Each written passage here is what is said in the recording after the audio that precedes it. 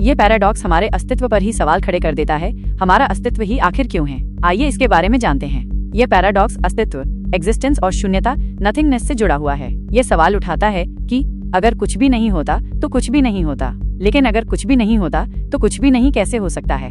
मतलब अगर कभी कुछ भी अस्तित्व में नहीं होता तो ब्रह्मांड भी नहीं होता, लेकिन अगर ब्रह्मांड नहीं होता तो ये सवाल भी नहीं पूछा जा सकता कि कुछ क्यों है। तो सवाल ये उठता है कि कुछ भी क्यों है, बजाय इसके कि कुछ भी न हो। क्या तुम्हें कुछ भी समझ नहीं आया? चलो इसे एक उदाहरण से समझते हैं। मान लो कि तुम एक अंधेरे कमरे में हो। अगर वहाँ कुछ भी नहीं है, कोई रोशनी नहीं, कोई ध्वनि नहीं, कोई वस्तु नहीं, तो इसे शून्यता कहा जा सकता है। अब सवाल ये है, ये शून्यता कैसे बनी? क्या ये शून्यता भी किसी चीज का परिणाम थी? अगर कुछ भी नहीं था तो ब्रह्मांड का जन्म कैसे हुआ?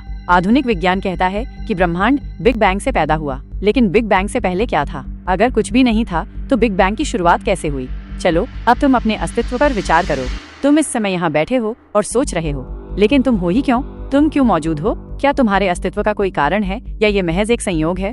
अगर हम मान लें कि कुछ भी नहीं होता तो तुम भी नहीं होते, लेकिन अगर तुम नहीं होते तो ये सवाल कौन पूछता कि मैं क्यों हूँ? अब इसे गणितीय दृष्टिकोण से समझते हैं।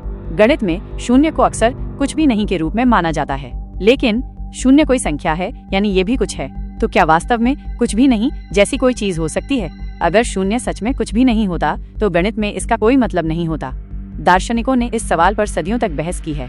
मार्टिन हेडेगर ने कहा, Why is there something rather than nothing? कुछ क्यों है बजाय इसके कि कुछ भी न हो। बुद्ध ने कहा, शून्यता भी एक प्रकार का अस्तित्व है। नाइलिस्ट्स कहते हैं कि अस्तित्व का कोई अर्थ ही नहीं है।